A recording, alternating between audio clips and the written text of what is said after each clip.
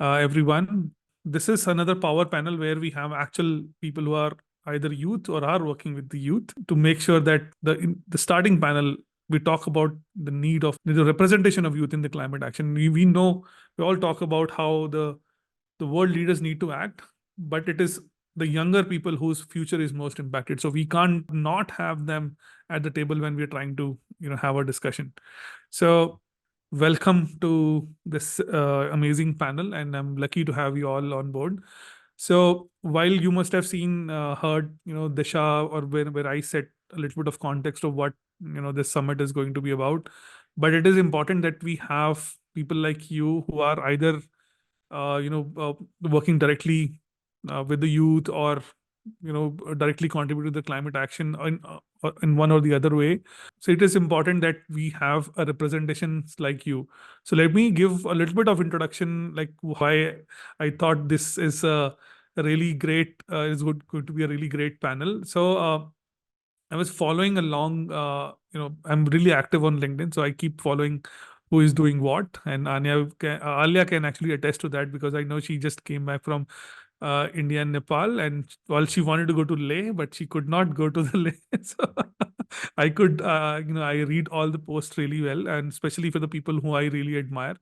So Anya's work essentially revolves around her organization, which is on Her Hak, uh, which it's an amazing initiative. Essentially, how do you give women the right, and the name suggests how do you get women the rights that they deserve.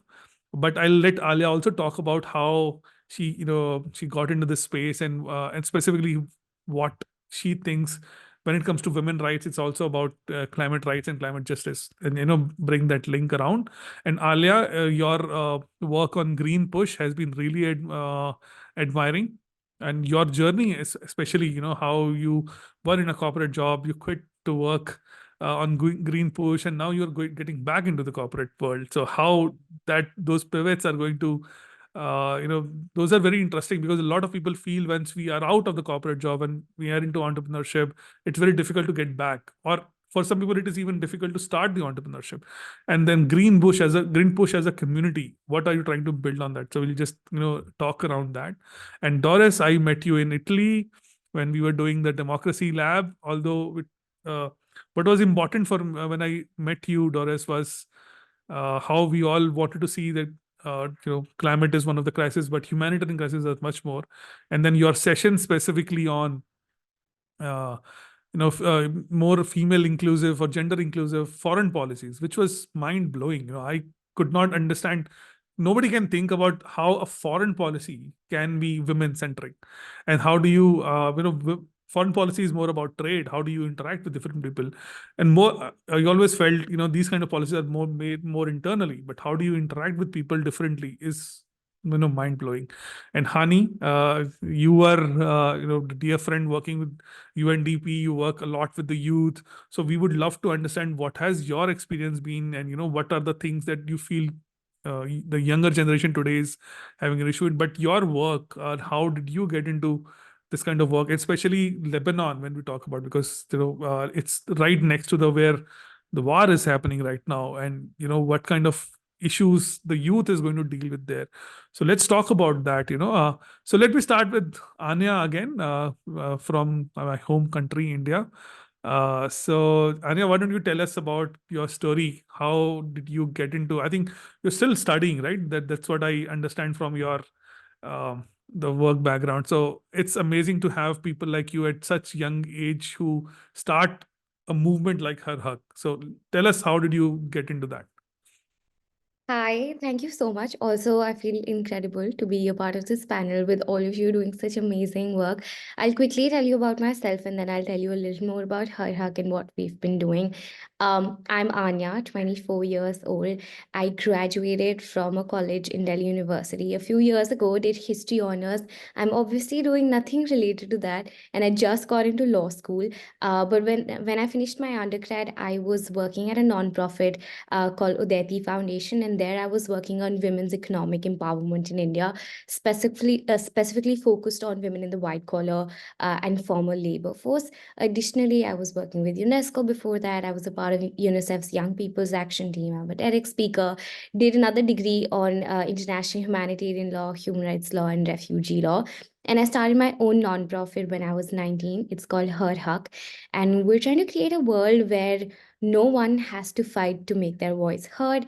We work on menstrual hygiene, financial literacy, legal literacy, and we're trying to delve into women leadership as well. And all of that started because of personal experiences that I've had. I come from a family of women. I lost my father when I was really young, and while I was growing up, I only saw women doing all the work, be it going to college, be it going to office, paying the bills, paying the taxes, doing everything, right? And for me, women were leaders. But while growing up, I realized that the world doesn't look at women the same way that I do. They look at them as people who are supposed to take care of the home first. They're always attached to someone. They're a daughter, a mother, a sister, but they're never complete in themselves. So I realized that no matter what I do in life, I'm going to make sure that the world is a little more equal and the world looks at women the way that I do, and as leaders. So that's what I've been doing for a while. And of course, coming to climate change, obviously, while growing up, not just the fact that I saw how climate change has been happening at a rapid space, and obviously I'm still pretty young, or I would like to assume that I am. We're seeing the negative impacts of climate change, especially on women. And I realize women and other marginalized communities are more disappropriately affected by climate change, be it migration, be it healthcare, be it economic access to jobs, be it the kind of immense force that comes on them to take care of household needs, especially women in rural areas, how climate has been negatively impacting them, and realizing that the time is now, the time for need, and the time to create changes now. So, yes, that's a little about me and my journey. I mean, it's fantastic to see. You know, though people say a lot of experiences are homegrown, I think this experience is definitely a homegrown experience. But when you talk about leadership, you just spoke about how you've seen women in your household, talking about doing all the stuff which usually a man in a household does, specifically in a country like India. I'm not sure how different it is in the other parts of the world, but definitely in India, it is a man's job to make sure everything is in place. So, and especially at your age now, you've started a company while you are still studying, an organization for women rights in your studying.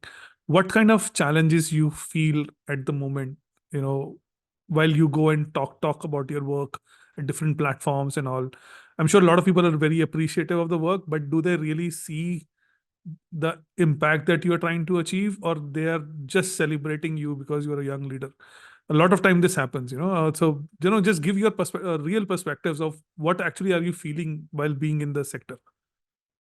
I would sort of agree with you, because what ends up happening is, of course, problems are multifold. They're within the organization, but also externally. And I think one of the biggest things that I used to face when I decided to choose a social impact space was people often think that it's the easier route to take up, just because you're not going into management consultancy, just because you're not taking up a finance course, or you're not joining the corporate world. It's often labeled that you're taking the easy way out and you don't want to put in the hours, or you don't want to work so much. So that's definitely one big thing that I think everybody across the world faces, regardless of where they're situated. The other thing, of course, is you as a young woman, right? People find it hard to listen to women. They find it harder to listen to younger women.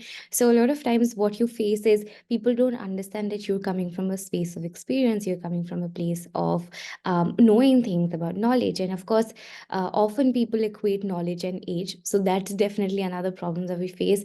But I feel like one thing that we're more and more often seeing is that there's a lot of tokenistic representation of young people on different boards, in different committees, different situations, different panels. And I feel like initially I didn't realize that was happening with me. But with time, I started to realize that maybe I'm on a certain panel, or I'm in a certain community, or I'm in a certain position just because they want to tick mark the box of having representation, especially from the gender side and the youth side. And what ends up happening is that you might have great ideas and they may love your ideas, but nothing really happens once you're done sharing your ideas, once you're done sharing your learnings.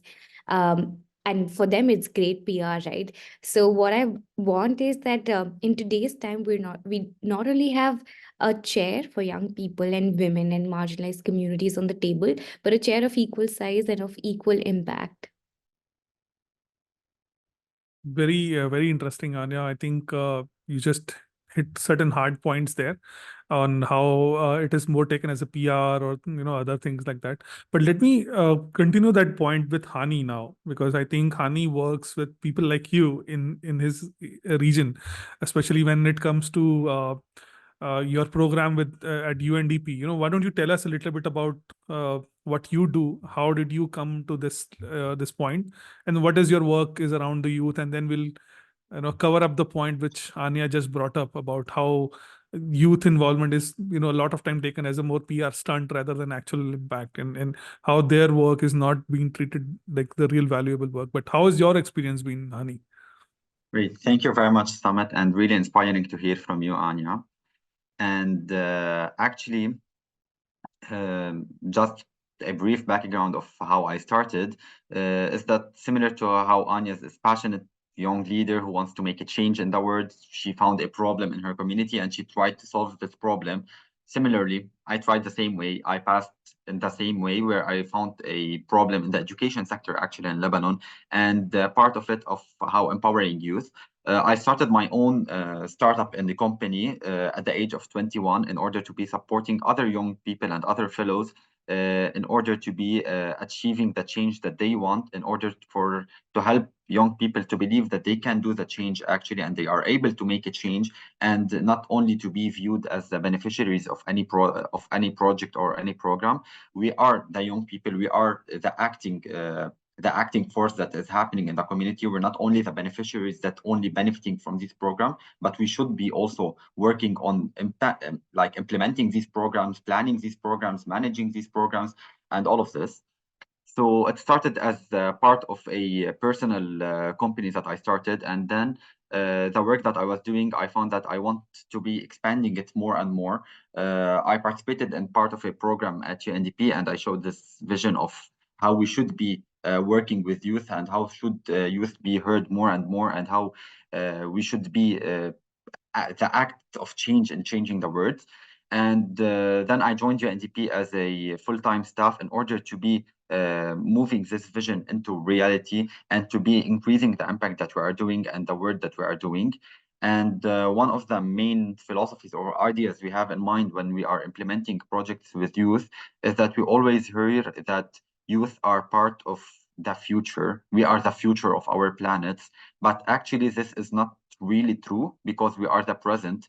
We don't really need to be seeing youth as part of what should be happening in the future, empowering youth to be acting in the future. This is a really like a wrong mindset that we are sometimes facing with organizations. We are the current present. We are currently now. We do have the experience. We do have the knowledge. We do have even the power to be able to change. So we don't really need to be seeing youth as part of the future, rather than seeing them part of the present that we are living in, and that we are able to make the change at the current time and not only for the future time.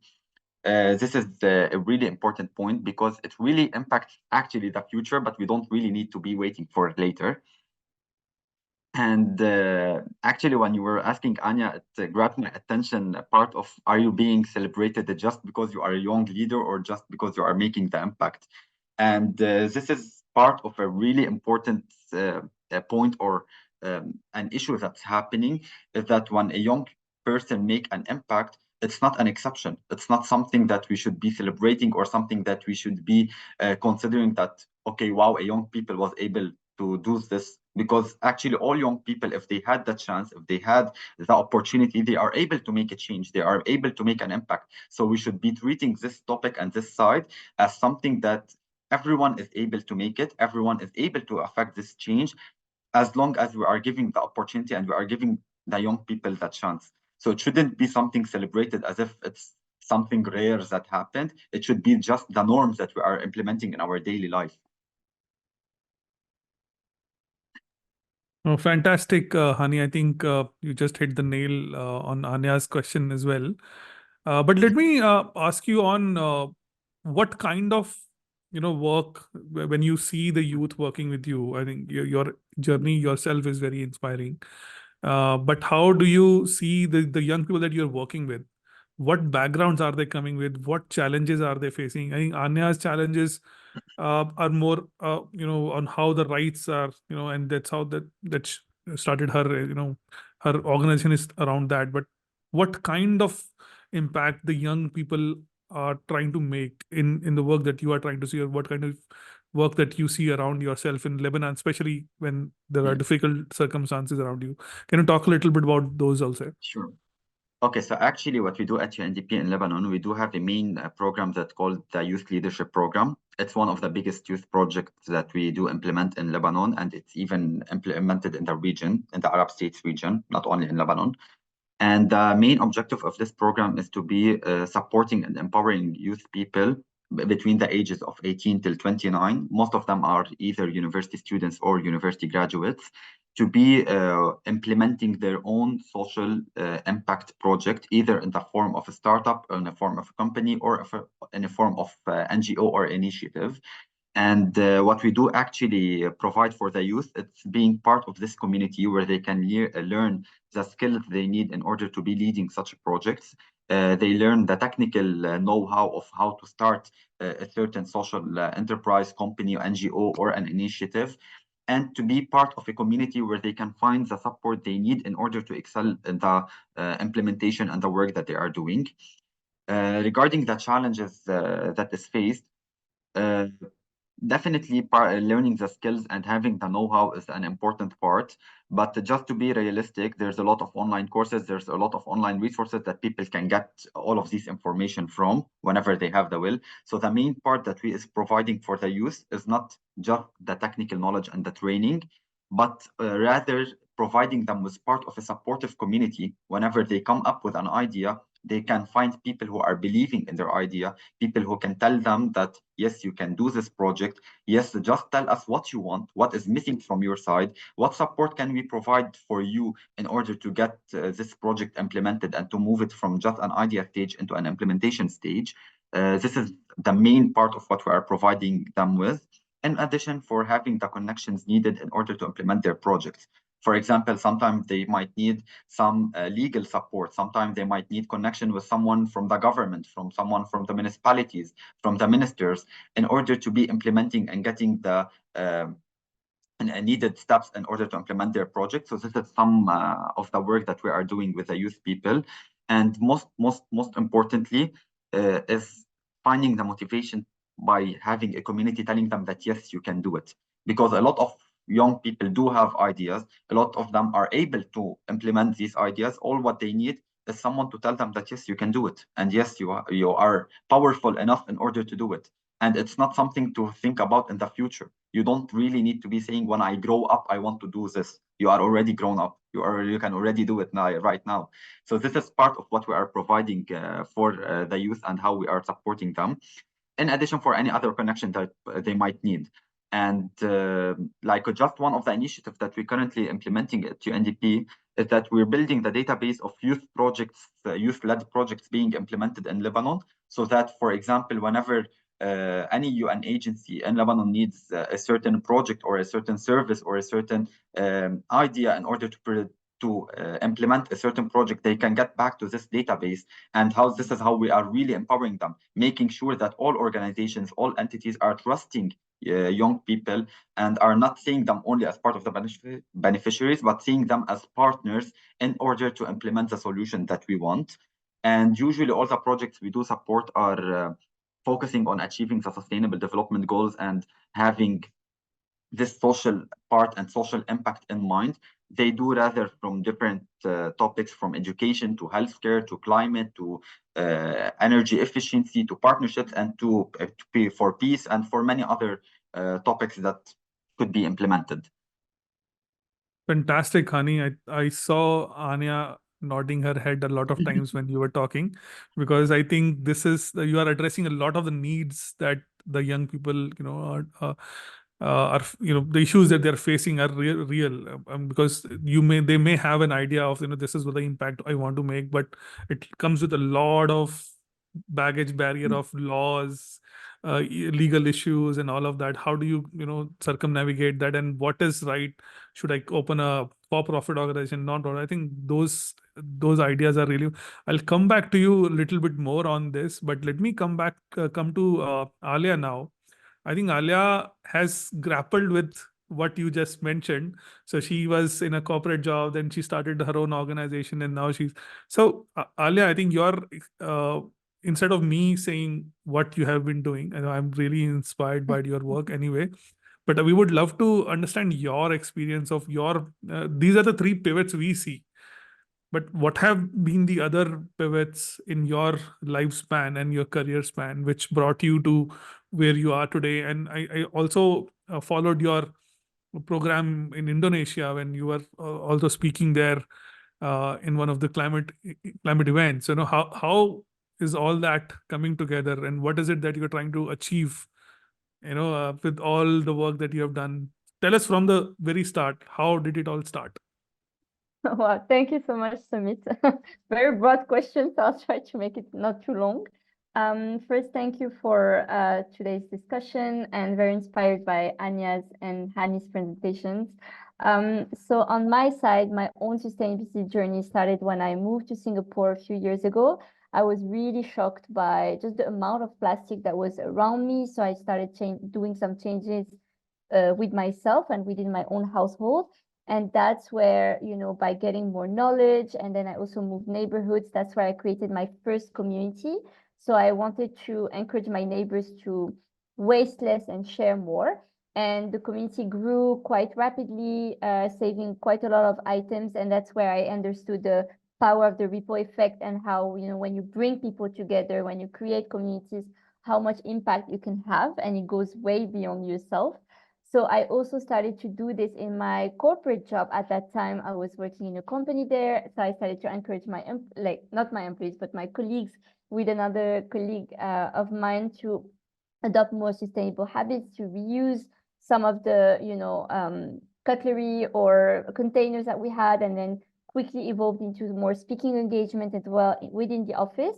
And then I started having my first corporate engagement outside. So I basically had two lives at that moment, and I didn't realize it so much until I moved to Bali. So I had to leave Singapore, and when I moved here, that's why I realized that I was really unhappy in my job. So that was my first pivotal moment, was me taking a walking retreat in nature and eventually reconnecting to myself, and realizing that, my corporate job was not fulfilling at all anymore, and that I wanted to do much more and wanted to have an impact and keep on educating people and empowering people to, adopt more a more sustainable lifestyle and to do more. So when I started my journey with GreenPush, I had no strategy whatsoever. So I joined a program a little bit similar to what Hany does with UNDP. This one is with WWF, and it's for youth. It's an accelerator program to basically give us some tools and knowledge on how to run. It doesn't have to be a startup, but any kind of sustainability related project.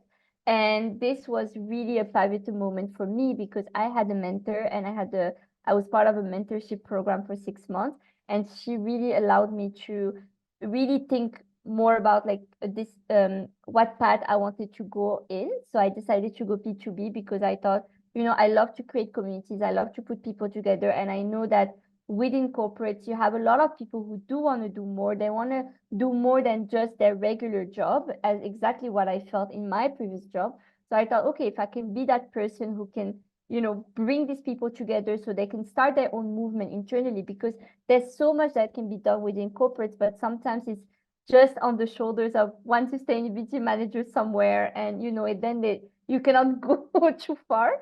So that's what I started doing. I developed my programs with GreenPush, and I started working with corporates in Singapore mainly. And it was really amazing, because, we're working on different projects with different clients, different industries, and you can see how much people, can really be inspired by this. And at the same time, because I also love to do many things, so I had created also my community in Bali called Sustainability, so everything sustainability in Bali, to also connect with people, creating quite a lot of events.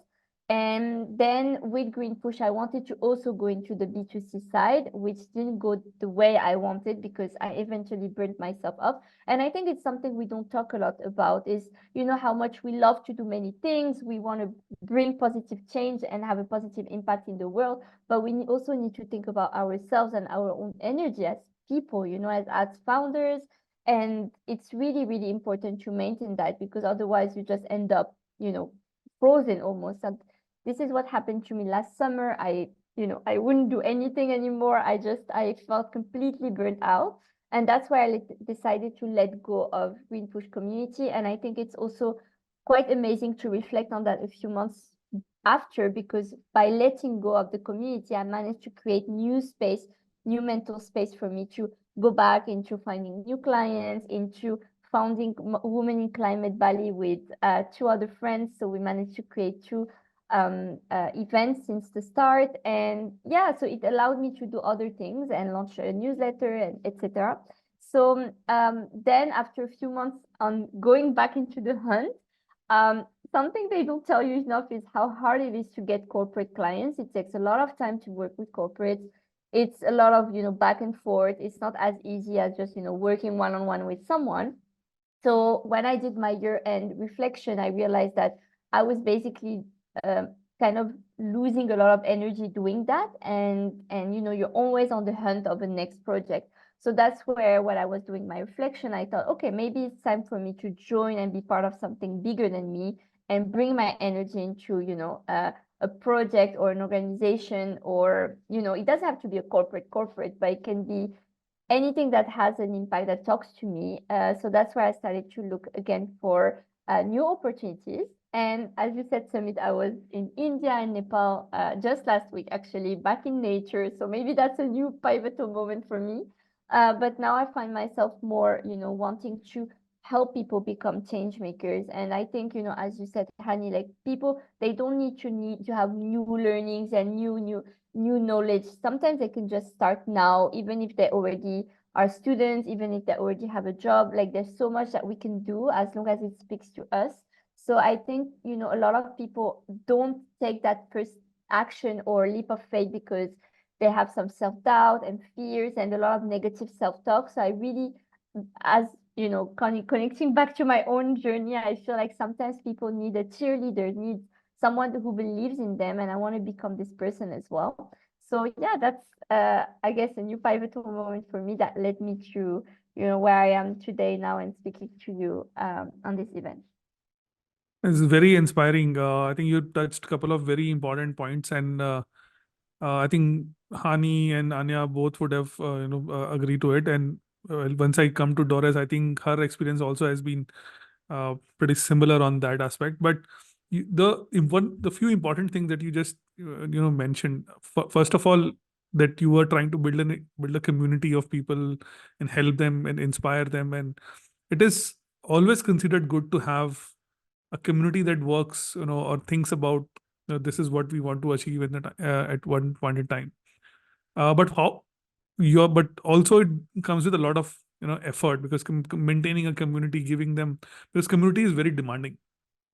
It is not, you just make, it is not bringing 50 people together and let them do what they do. You need to keep a track of what they're doing, make sure that the community is achieving the right things at the time. Same, I think a lot of this thing is happening at the youth right now. Youth have a lot of energy, and with stories like yours, I think it is very important to keep in mind that we don't lose the bigger vision of what the community is trying to achieve. And second most important thing is make sure understand where your energy is going. Is it going in the right way? Is it going to the things that you want to do, or is it just being spread around? Or you need to learn, acknowledging that this is what I need next in my life, and being clear on that is actually very important. So what is next after this? Considering the GreenPush is not an active community now, but I think your experience in sustainability has been very inspiring. So if some people have to get onto that and do what they want to do, what are the few tips that you would want to give them to analyze whether they should continue on entrepreneurship, or whether they should continue on finding work somewhere else, what are the things they should consider? If you want to give us, 2-3 pointers on that. Yeah, very, very interesting question. I think one big learning for me is that, we also evolve as people, and I think it's really important to be in tune and aligned with yourself during that moment in your life, and to really listen and check in with yourself. So something that might have made sense, 2 years ago might not make so much sense today, and that's also okay. And I think it's important to just acknowledge that we also evolve as humans and as we learn and grow. So that's really important to respect that. It's not because you started your company. If today, for me, when I started the community, there was a lot of good energy. I was so happy with it. But then it drained me. It literally drained me after a few months. And I was like, why am I doing this? Like, it's just like painful to just keep on going. So, but funny enough, the two other communities I created, I'm still really happy with them. So I think it's just about listening to also the signs of your body and what it tells you. And, sometimes we tend to also ignore these signs, and that's where it can lead to feelings of exhaustion or burnout, or, so of course, speaking of my own personal experience. So I think that's really important to listen to that, and go in nature, take some walks, do meditation, just go inwards. I think that's really important, because we tend to look a lot on the outside, do things that people will expect from us. But I think the most important is, to also go inwards and see what speaks to you, listen to that voice. And for me, it has been really loud when in 2021, when I couldn't renew my visa in Singapore, I created GreenPush. Like, I incorporated the company, but it took me a year to realize that actually I wanted to move into the sustainability space. So it's just because I ignored that voice. So I think it's really important to go inwards, listen to that inner voice. Usually it's right and it's taking you in the right direction. And also sometimes when we're pushing for something too hard, and if it doesn't go the way we want, maybe, it's good to also stay open-minded and look at, what where is the universe pushing you, basically. So you mentioned my trip to India, like the weather just didn't want us to go to Ladakh at that moment. So we ended up going to Nepal, and it was an amazing experience. So I think, if you take this metaphor into your career, if you're pushing for something too hard, if it doesn't go that way, at some point it's important to learn how to let go and clear out some mental space for you to explore something new. So yeah, that would be a few tips that come to my mind based on your Fantastic. question. This is fantastic. I think what you just mentioned last, I think I relate to it a lot in a sense that, when we talk about what we want to do in life, I think the steps that we need to, that the 3 steps I usually, confer it with is like Google Maps, So what happens when you open a Google Map app? First, it shows you where you are. Second, you put the destination where you want to go. And third, it tells you the way you have to go there. So this is how the life has been. And when there are blockages on the way, it reroutes you, but the destination stays the same. It may have more delays, it may have more blockages, but keeping the end goal in mind is more important. How you reach there based on blockages and all will keep on changing. It may take more time, less time, depending on where you are. But this is how the life has to be lived. First, know who you are, where you want to go, and then plan out how you want to go there. So otherwise it becomes really challenging. This is what you just mentioned really confers with me. And I think Doris' experience has been very, I would want to understand from you, first of all, who wants to become a diplomat? you know uh, we see a lot of people working in different aspects of life. They want to start sustainability, and a lot of youth want to become different things. Being a diplomat and representing your country in a very different situations like this, how did it come about? How did you start, when did you start thinking about that this is what you want to do in life? And then how your role, specifically when it comes to external affairs, talking to other countries, is seen in the terms of climate action, if you want to build some idea about it. First of all, hello everyone from my side. Hello from Bucharest, the capital of Romania, where I'm currently based and where I work for the Romanian Ministry of Foreign Affairs. Thank you for having me here. It's very significant for me to be part of this important conversation on climate and youth. And indeed, your journeys and your remarks are extremely inspiring. I very much admire activism in all sorts of forms.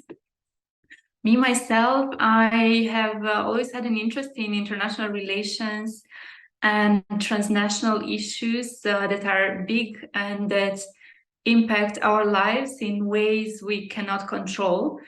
Since I was a child, reading books about how individual lives have been affected by wars, by and different dramas that came from international relations, I wanted to work in this field of state affairs and in the public sector to try to solve some of the problems.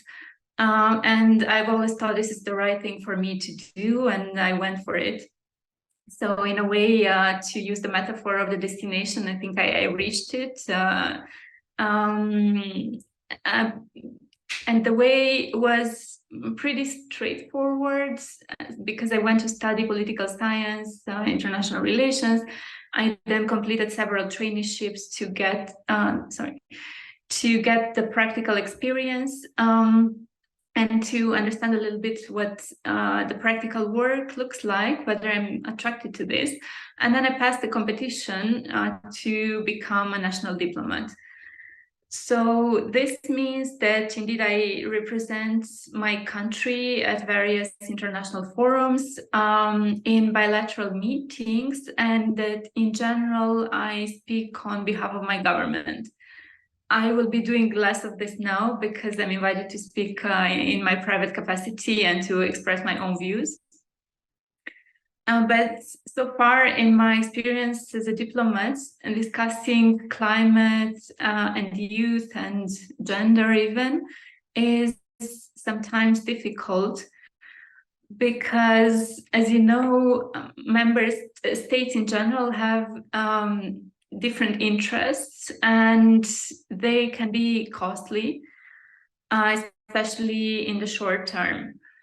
Now, Romania is a member of the European Union. In this sense, I'm lucky my job is made easier when discussing climate because the European Union is the most ambitious of all in international relations when it comes to fighting climate change, protecting the environment, promoting gender equality and youth participation.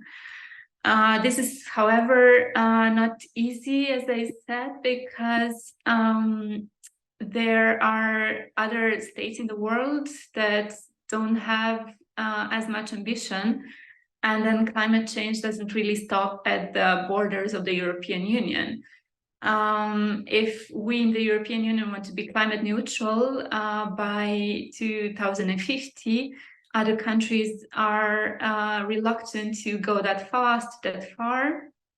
So we are trying to figure out how to get everyone on board. We have had successes in the past, like the Paris Climate Agreement, but it's still a lot of hard work to do. And when we speak of gender and youth participation, it gets even more complicated because in some countries, let's say, gender equality is a topic that is a bit taboo even. Sometimes it's very difficult to address because of culture and tradition coming in, national identity, all sorts of factors that are making some countries to engage less in this conversation.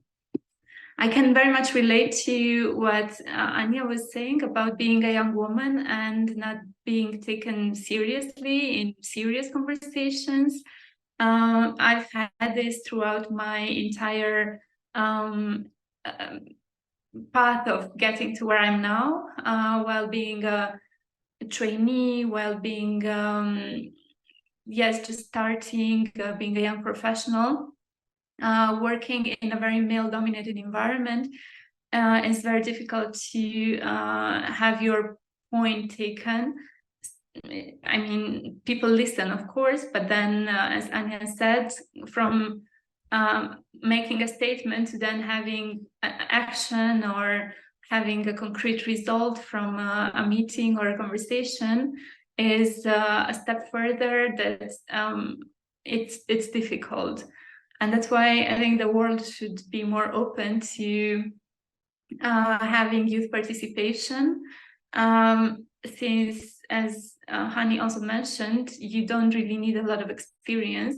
You are already knowledgeable, and all you need is a platform, some doors opening to you, so that you can have your impact and do your implement your idea so that you can make the change you want to make. Fantastic, Doris. I think your experience is very relevant. How you started and what all brought you here, and specifically, the last points that you made are very critical on how people see you, how people perceive you and your impact is, I think, very, very important. So while I was very impressed with the workshop itself when you did what you did in Italy about women-centric foreign policy. I think for the context of this conversation, I would just want to bring about how do you think the foreign policies can be youth and climate-centric as well. So considering your work of talking to different people, let's say if we talk about Europe as a in a space a little bit more. So what do you think can or should change in terms of to bring the younger generation more onto the discussions, and then how do you bring climate as one of the central topic of the discussions between the countries? We should not wait for COP for agreements like this. So what is it that we can do together? Yes, the workshop I facilitated on feminist foreign policy, I did it because it's a big passion of mine, because I think a lot of change will come if we have more female and more young leadership in the world.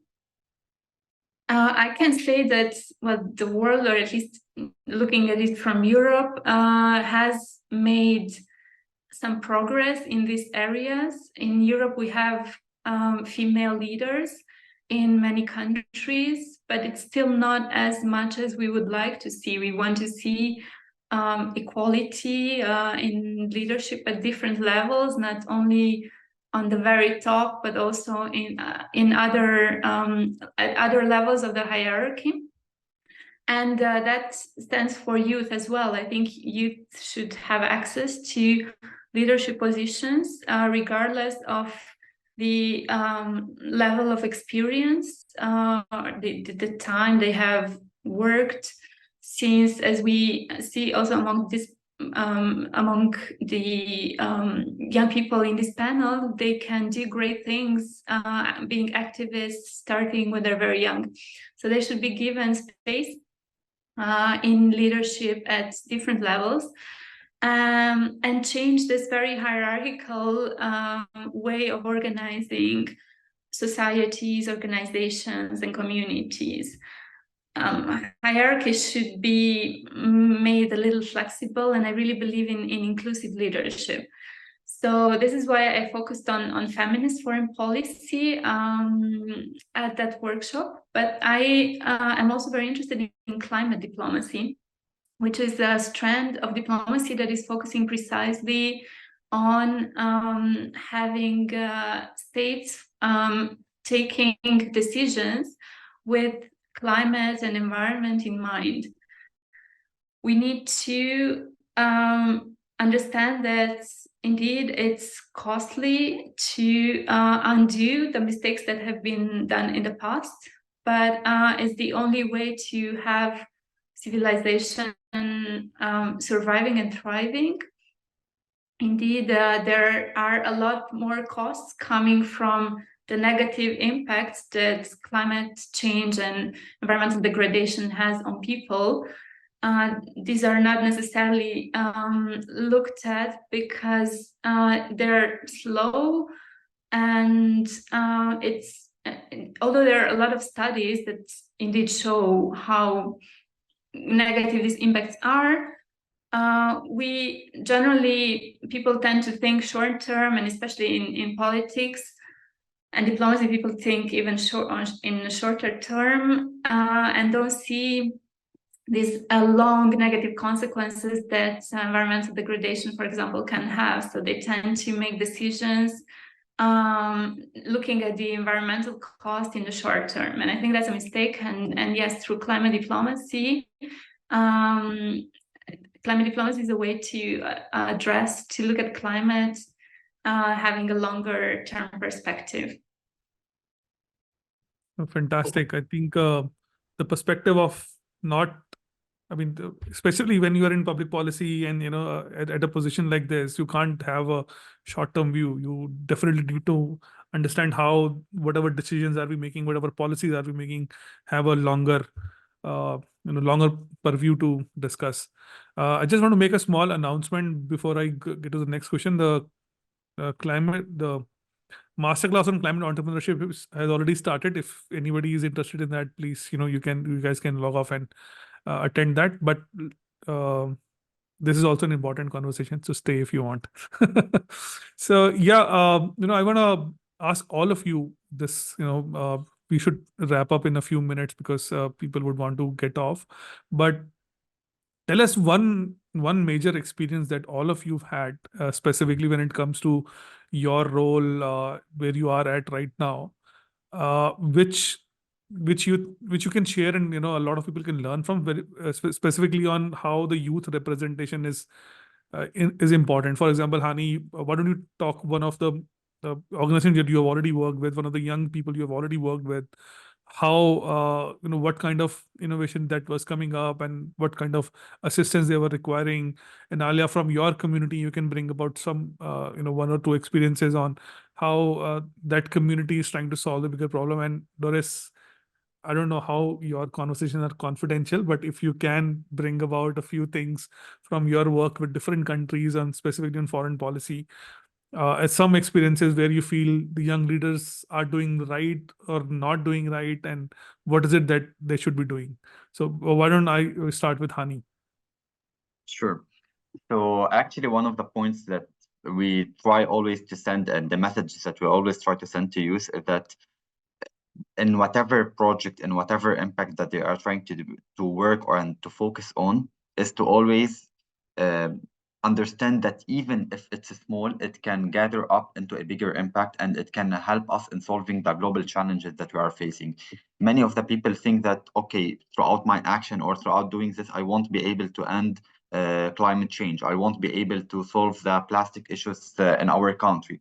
But even if you are solving a very, very small percentage of it, and by replicating the way that we are doing it and replicating the work that is happening, even in just one street, and then making it on the city level, and then making it on the government level, it will make the impact. So it's important always to be starting in a very small, actionable steps, instead of just dreaming about the big plans and the big impact that we want to create.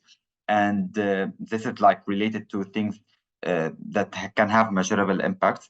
Other than this, whenever we're working with people and empowering other youth and empowering other people throughout our work, because I believe all of us are working with other young people, it's important to understand that the impact that we can make, even if it's just on one person, it is an impact that have changed a life, and that person will be able as well to make impact on the other surrounding around them. And this is how we can grow. We don't really need to be always thinking about empowering thousands of people and reaching out to millions of people and all of this. Even if we are just changing the life of just one person, that's more than enough. We have already made an impact, we have already made a change, and this person will be able to lead on another change. And this is how the network and how the whole community will be affected.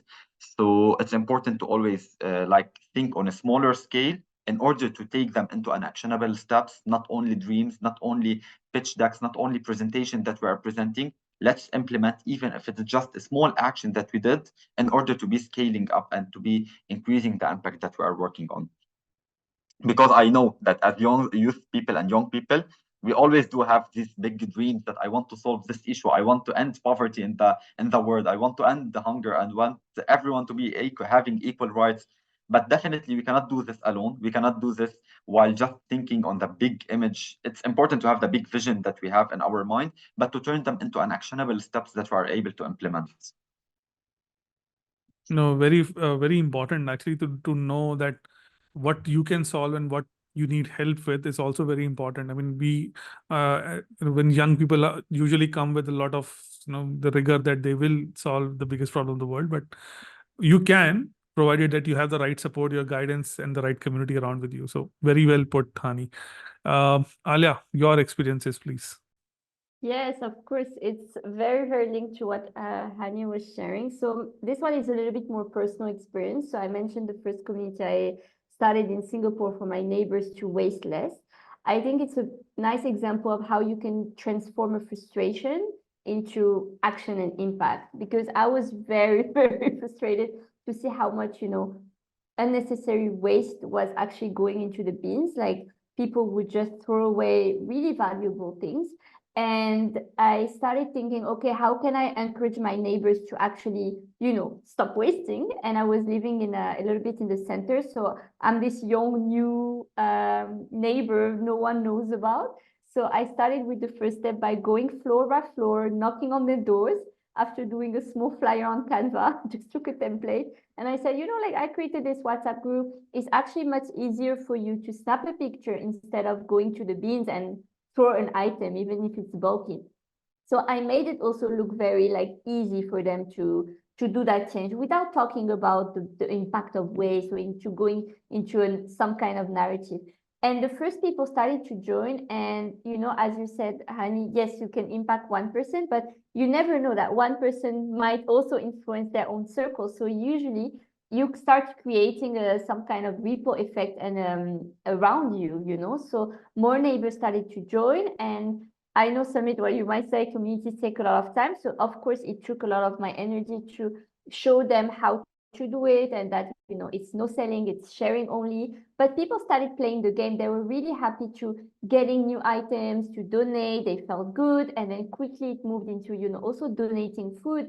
So I also noticed how behavior is starting to change, and how people, even after a few months, even a tomato wouldn't go to waste. Like people would be like, oh, I made extra brownies, who want them? I have too much veggies in my fridge and I'm traveling, who wants them? And people starting to, just get along and get used to that new behavior.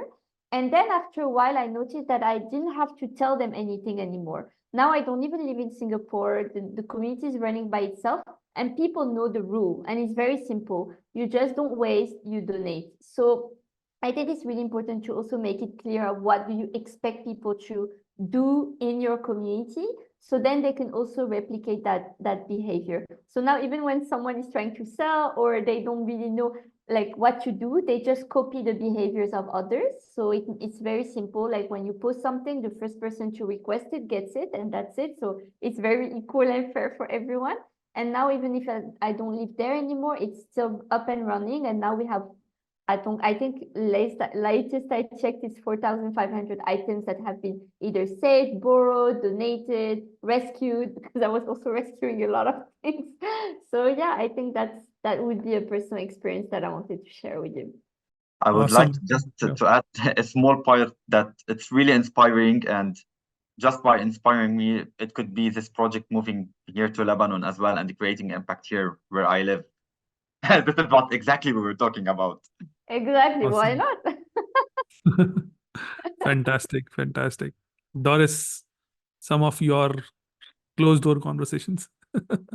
Yes, I agree with, and I fully support the approach of small steps, starting small to have an impact. But I also disagree in a way, because I think that, yes, young people should indeed strive for a bigger change. And the level of enthusiasm that people have when they're young for positive change to happen is quite unique, because people don't have it that much at older ages, I would say.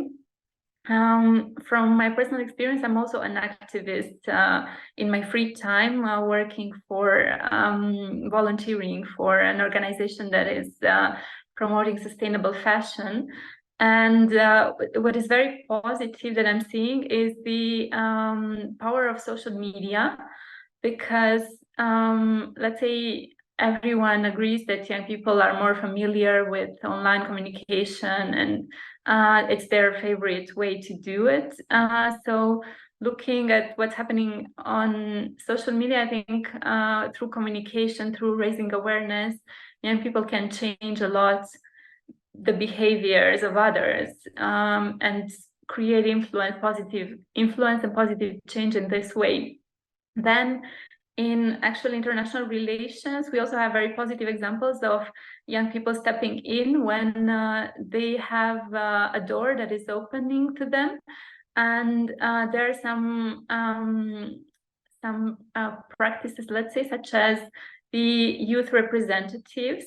We have them to the United Nations. Like every country is sending young representatives to the United Nations who are following the work at the UN and are also reporting on this, sharing news from the United Nations to their communities of young people in their countries.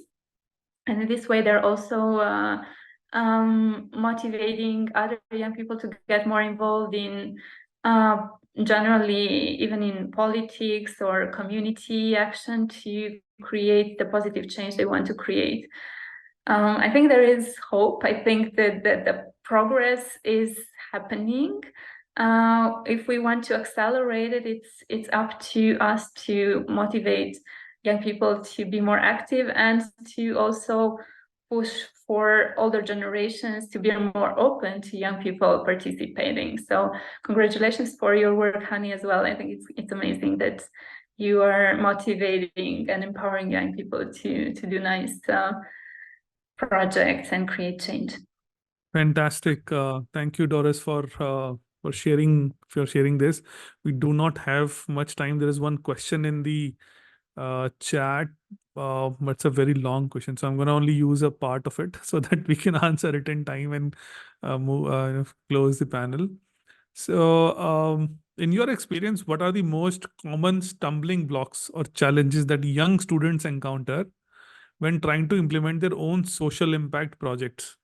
Other than including doubts about whether to invest time in studying previously report or initiate new projects. I think this was a question a lot with Anya. But I think all of you are also equally equipped, well, because you are working with the youth yourself and building a community on your own. So, what is, if you have to tell one challenge each, what would that challenge be? So Doris, this time I'm going to start with you.